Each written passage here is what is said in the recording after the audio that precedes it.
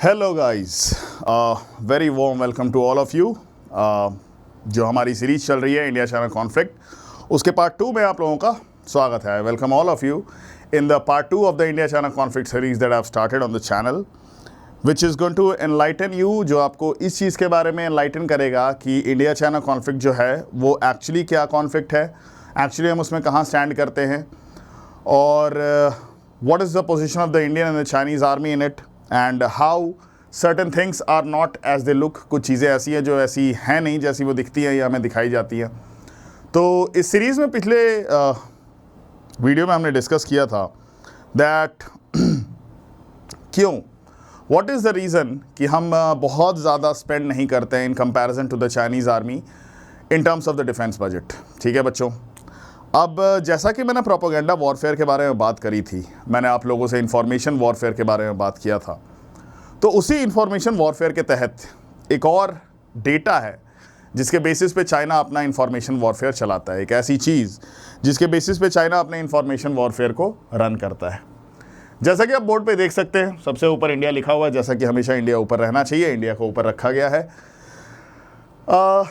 Active army India 14 lakh, China 20 lakh. अच्छा, जब मैं आपको कोई भी डेटा दूंगा इस वीडियो में, इन सारे वीडियोस में मैं आपको कोई भी डिफेंस डेटा दूंगा तो वो अप्रॉक्सीमेट डेटा होगा, वो एग्जैक्ट डेटा नहीं होगा।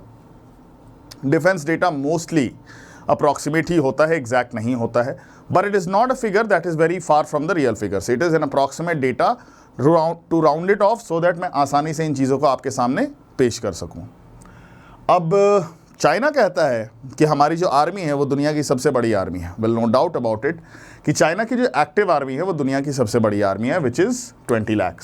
बट ये जो 14 लाख है और ये जो 20 लाख है, this is not the reality, this is not the only army personnel that are going to fight the war, that are going to fight the conflict. अगर लड़ाई की सिचुएशन बनती है तो अगर हम रियलिटी को देखें, अगर हम थोड़ा सा और इस इंफॉर्मेशन को खंगालें और इस इंफॉर्मेशन में और ज़्यादा घुसने की कोशिश करें, तो हमें ये पता लगेगा जो रिजर्व्ड आर्मी है इन दोनों देशों की, अगर हम उनके स्ट्रेंथ को काउंट करें, if we count the strength of the reserved army, then what we get, the strength of the reserved army of India is approximately 12 lakh. India के रिजर्व्ड आर्मी का स्ट्रेंथ करीबन 12 लाख है और चाइना के रिजर्व्ड आर्मी का strength करीबन 5 से 5.5 लाख के बीच में है।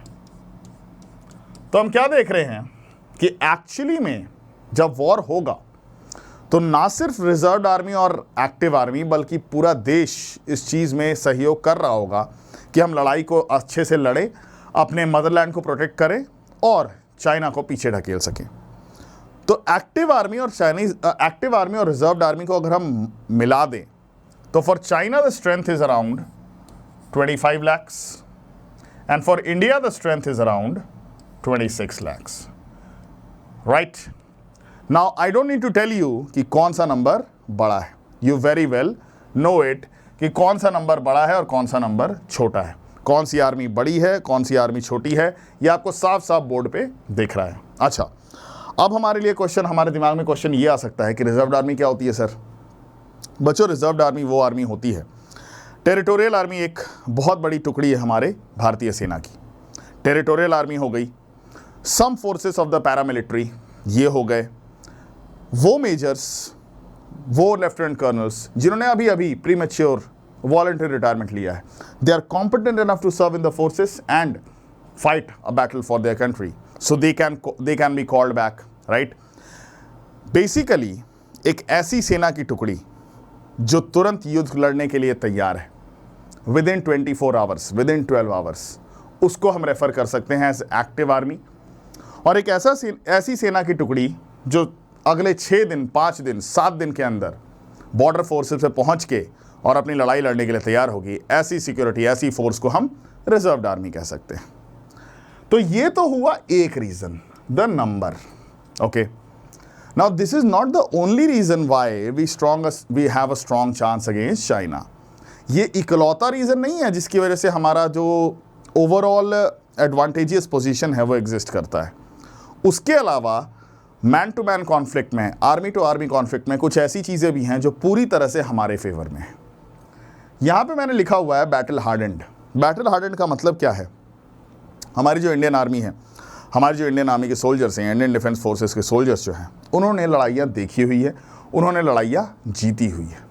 We have seen 48, we have seen 65, we have seen 71, we have seen 99, and in most of these wars, in fact all of these wars, you very well know कि victorious कौन था। तो हम बैटल हार्डेंड हैं, हम लड़ना जानते हैं और हम लड़ के जीतना जानते हैं, हम मारना जानते हैं। हम सिर्फ अपने फोर्सेस के बारे में डिल्यूजन क्रिएट करके नहीं रखते हैं कि हम बहुत पोटेंट फोर्स हैं, हम बहुत स्ट्रांग फोर्स हैं। हम एक्चुअली में उन चीज़ों को ज़मीन पे कर चुके हैं पहले। Going by the past laurels, पहले जो हमने किया है, और going our current strength, on the basis of our current strength, हम सेफली ये कह सकते हैं that we are living under the protection of one of the most potent force of this world. तो बैटल हार्डेंड है, लड़ना जानते हैं, मारना जानते हैं। HAW, high altitude warfare. आप सबको इस बात का अच्छे से अंदाज़ा होगा कि इंडिया चाइना के बीच में अगर कोई भी मैन टू मैन कॉन्फ्लिक्ट होगा तो बहुत ही हाई ऑल्टीट्यूड पे होने वाला है। एरियाज लाइक गलवान, डोकलाम, सिक्किम, अरुणाचल, तिब्बत, ये सारे जो एरियाज़ हैं, इन एरियाज़ पे हमारे बॉर्डर टेंशन्स हैं चाइना के साथ, और ये सारे एरियाज़ सी लेवल के बहुत ऊपर लोकेटेड हैं। And to tell you a very important fact, a very interesting fact, दुनिया में हाई ऑल्टीट्यूड वॉरफेयर में जो सबसे अच्छी आर्मी है वो इंडियन आर्मी है। पूरी दुनिया की आर्मी हम लोगों से हाई ऑल्टीट्यूड वॉरफेयर की ट्रेनिंग लेने आती है। We are the people who cooperate and train most of the forces in this world for high altitude warfare. उसके बाद एक बहुत बड़ा रीजन क्या आता है? रीजन, वजह। देखिए बच्चों, किसी भी काम को करने के पहले वजह बहुत ज़रूरी होती है किसी भी इंसान के लिए।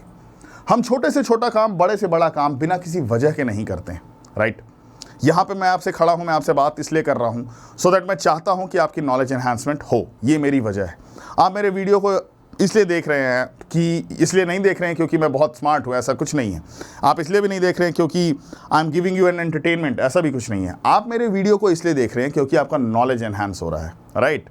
सो वजह बहुत इंपॉर्टेंट होती है। और अगर हम क्लोजली देखें तो एक इंडियन सोल्जर और एक चाइनीज सोल्जर आमने सामने होंगे, तो एक चाइनीज सोल्जर क्यों लड़ रहा होगा?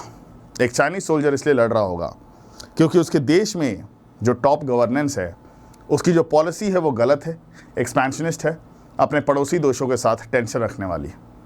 और एक इंडियन सोल्जर जब लड़ रहा होगा तो वो क्यों लड़ रहा होगा? वो इसलिए लड़ रहा होगा ताकि वो अपने लोगों को, अपने मदरलैंड को इन्वेडर से, आक्रांताओं से प्रोटेक्ट कर सके, बचा सके। तो आप देख रहे हैं कि जब ये वॉर हो रहा होगा, जब ये कॉन्फ्लिक्ट चल रहा होगा, तो दोनों सोल्जर्स का जो थॉट प्रोसेस है वो कितना डिफरेंट होगा। And at the end of the day हम किसी भी काम को जब करने जाते हैं, उस काम को करने के पहले हमारा जो मोटिव है और हमारा जो मूड है, ये दोनों बहुत इंपॉर्टेंट होता है। अगर किसी काम को करने के पहले हमारा मोटिव और मूड क्लियर नहीं है, अच्छा नहीं है, तो उस काम में हम अपना 100% नहीं दे पाते हैं। मैं ये नहीं कह रहा हूँ कि एक चाइनीज सोल्जर अपने मदरलैंड को प्रोटेक्ट नहीं कर रहा होगा, वो कर रहा होगा, लेकिन वो इसके एक बहुत छोटा सा अंश होगा, वो उसकी ड्यूटी का एक बहुत छोटा सा पार्ट होगा, क्योंकि इंडिया ने तो नहीं पुश किया है चाइनीज टेरिटरी में। It's the Chinese who are trying to push into the Indian territory. It is the Chinese government who are trying to escalate and aggravate the situation that is already quite bad with its neighbour. तो reason बहुत important चीज़ है between the Indian army soldier and the Chinese army soldier. जब इन दोनों के बीच में लड़ाई हो रही होगी तो रीज़न एक बहुत बड़ा फैक्टर बन जाता है। एंड आपको पता है चाइना और पाकिस्तान जैसी कंट्रीज ऐसा क्यों कर पाते हैं? एक बहुत इंटरेस्टिंग फैक्ट है जो मुझे पढ़ाया गया था मेरे गुरु के द्वारा। देखिए क्या होता है, 1947 में इस्लाम के नाम पर एक देश बना पाकिस्तान। 1948 में 1949 में कम्युनिज्म के आधार पर एक देश बना चाइना। अब 1947 में जब हम बने तो उस समय तो हमारे संविधान में सेकुलर शब्द नहीं लिखा हुआ था। We were a socialist state. Socialist state क्या होता है? सोशलिस्ट स्टेट एक ऐसा स्टेट होता है, पॉलिटिकल साइंस के टर्म्स में सोशलिस्ट स्टेट एक ऐसा स्टेट होता है जहां की सरकार सबसे पहले वहां के लोगों के बारे में सोचती है, उनकी हर पॉलिसी उस देश के लोगों के प्राइमरी सिक्योरिटी के बारे में होती है। Now with a country like Pakistan, with a country like China, what happens is, चूंकि इनका क्रिएशन ही इस्लाम और कम्युनिज्म के आधार पर हुआ है, तो इनकी गवर्नमेंट की जो पॉलिसीज होती हैं, ये पॉलिसीज हमेशा एक बायस्ड पॉलिसी होती है और अपने लोगों के प्रति उदारवादी पॉलिसी ये लोग नहीं रखते हैं।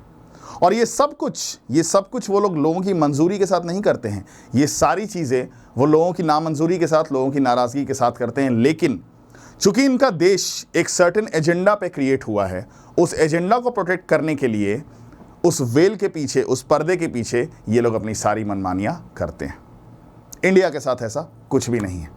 आप सब लोगों को बहुत अच्छे से पता होगा कि गलवान क्लैश जब हुआ था तो चाइना ने अपने सोल्जर्स की बॉडी लेने से मना कर दिया था। अब आप खुद सोचो कि एक सोल्जर जो अपने देश के लिए लड़ने जा रहा है, शहीद होने जा रहा है, उसको ये तक नहीं पता है कि पता नहीं कल को मुझे मेरा कंट्री एक्सेप्ट करेगा या नहीं करेगा, पता नहीं मैं वापस अपने देश की मिट्टी में जा पाऊंगा या नहीं जा पाऊंगा। और दूसरी तरफ एक इंडियन सोल्जर खड़ा है जिसको ये बात पता है कि गॉड फॉरबिड, अगर भगवान ना करे मुझे कुछ हो जाए तो मेरे पीछे मेरे देश की सरकार, मेरे देश के लोग, मेरे आसपास के लोग सब रेजोल्यूटली खड़े हैं। तो ये एक बहुत बड़ा फैक्टर है जो अक्सर ओवरलुक कर दिया जाता है in terms of comparing the Indian and the Chinese forces. The reason for which both the soldiers are fighting on ground, the soldiers fight, it is not the technology. Technologies नहीं लड़ती हैं, देश का पैसा नहीं लड़ता है, देश का पॉपुलेशन नहीं लड़ता है। It is a man to man conflict and it is all about what's going on in their head and how well motivated they are to fight and kill for this country. तो बच्चों, please do tell me about how was this video. Was it fruitful for your knowledge or not?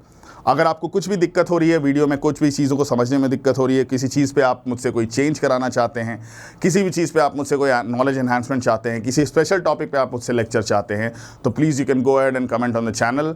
I will get a direct message about that.